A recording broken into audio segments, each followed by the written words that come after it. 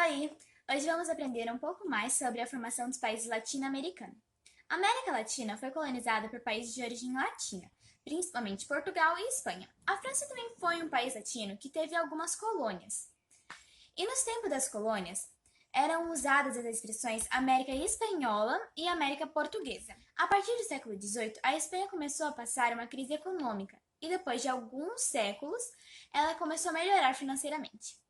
Muitas toneladas de metais preciosos, riquezas tropicais e entre outras coisas de valor foram levadas para a Espanha, mas todo o empenho e material usado para seu transporte começou a ficar muito caro e todo o seu lucro acabava indo embora, né? Por volta de 1780 e 1781, Tupac Amaru II promoveu uma revolta que reivindicava os impostos mais justos e o fim dos trabalhos forçados. Logo em seguida, como a primeira vez não obteve sucesso, ele reuniu cerca de 40.000 índios, ocupando o território da cidade de Cusco, a antiga capital do Império Inca. Os espanhóis conseguiram frear essa revolta prendendo Tupac Amaru, cortando a sua língua e prendendo seu corpo em cavalos para que fosse esquartejado. De qualquer maneira, essas ideias de independência não eram muito aceitas por todos da América Espanhola.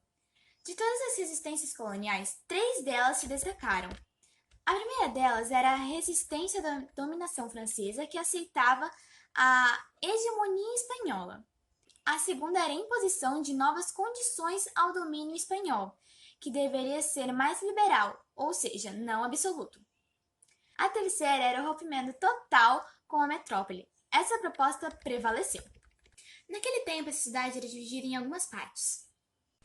Os chapetones, que eram os espanhóis de altos cargos e privilegiados, os crioulos, que eram os descendentes de espanhóis nascidos na América, os mestiços, que eram os artesãos, pequenos comerciantes e assalariados, e por fim os índios e os negros, que eram discriminados e explorados, e foram a principal mão de obra, principalmente nos latifúndios e nas minas. O máximo que um crioulo alcançava até aquela época eram os cabildos, que são as instituições responsáveis por administrar os lugares na América Espanhola. A primeira fase da independência na América Espanhola aconteceu entre 1808 e 1810. Em 1814, os espanhóis expulsaram os franceses e já se organizaram para tentar impedir as manifestações pró-independência. Os grupos organizados sofreram muitas derrotas em frente à metrópole, mas esse movimento crescia em diferentes regiões. A segunda fase, que foi aproximadamente entre 1815 e 1825, ficou marcada por várias vitórias no movimento emancipacionista. Vale lembrar que foi nesse período que o Brasil também rompeu com a metrópole. Já no mesmo ano em que o Brasil se tornou independente, 1822, Agostinho de Iturbide se tornou imperador do México. Só que os republicanos não gostaram muito disso, então alguns meses depois ele foi morto por fuzilamento. Desde então, a história do México se tornou uma série de ditaduras conservadoras de direita e de longa duração, quase sempre apoiadas pelos Estados Unidos, e intercaladas com governos esquerdistas, liberais de pouca durabilidade.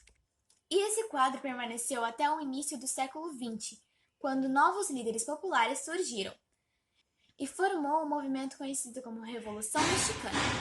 Na luta pela independência, a comunidade dos Estados Unidos fez 2 propostas. A primeira foi feita pelo libertador Simón Bolívar. Ficou conhecida como bolivarismo ou pan-americanismo bolivarista, que por sinal fracassou. A segunda proposta foi feita por Doutrina Monroe.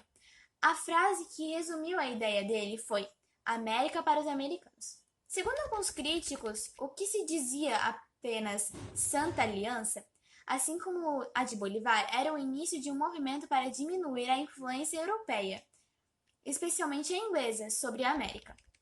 Todo esse território seria ocupado pelos Estados Unidos, que tinham poder sobre o continente americano. Por isso, alguns críticos terminam a frase de Monroe da seguinte forma: América para os americanos do Norte. Segundo eles, esse era o objetivo do presidente americano. Normalmente, durante o período colonial, povos indígenas, raças mestiças e escravos eram amplamente explorados. Eles não tinham direitos políticos e viviam em condições econômicas severas e esperavam que a independência trouxesse grandes melhorias.